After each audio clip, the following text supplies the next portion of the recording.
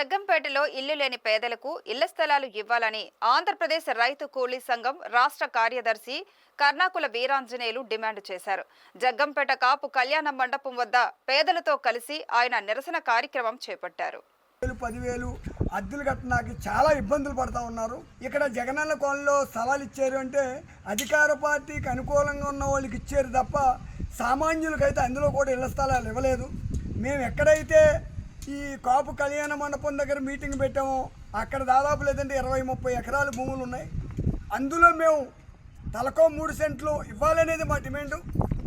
Collector గారిని demand చేస్తున్నాం, MRO గారిని, ఆర్డీఓ గారిని, ఎమ్మెల్యే గారు కూడా, జగ్గంపేట ఎమ్మెల్యే గారు జ్యోతుల నెహ్రూ గారు కూడా ఈ వందలాది మంది ఎవరైతే ఉన్నారో వారికి ఇళ్ల స్థలాలు ఇవ్వాలి. ఇవ్వని పక్షంలో మేమే ఇందులో ఇల్లు వేసుకుంటాం, కంపల్సరీ ఇల్లు వేస్తాం. ఆ డిమాండ్లో ఇది ఒక భాగం.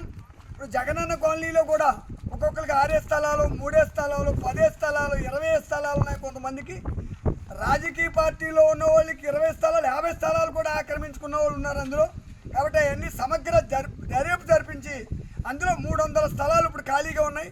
అయ్యైనా ఇవ్వాలి, ఇదైనా ఇవ్వాలి. మేము తక్షణమే ఈ 500 కుటుంబాలు పైబడి ఇవాళ జగ్గంపేటలో ఇల్లు లేని ఉన్నారు.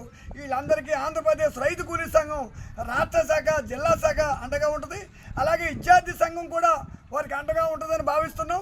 అలాగే ఏఎఫ్టీ కార్మిక సంఘం కూడా వారికి అండగా ఉంటుంది. ఈ ఇల్లు లేని వాళ్ళకి ఇల్లు వచ్చే వరకు వాళ్ళ వైపుని పోరాడి వారికి ఇల్లు వేయించే వరకు వాళ్ళు తోడుగా ఉంటుందని సందర్భంగా మేము తెలియజేసుకున్నాం.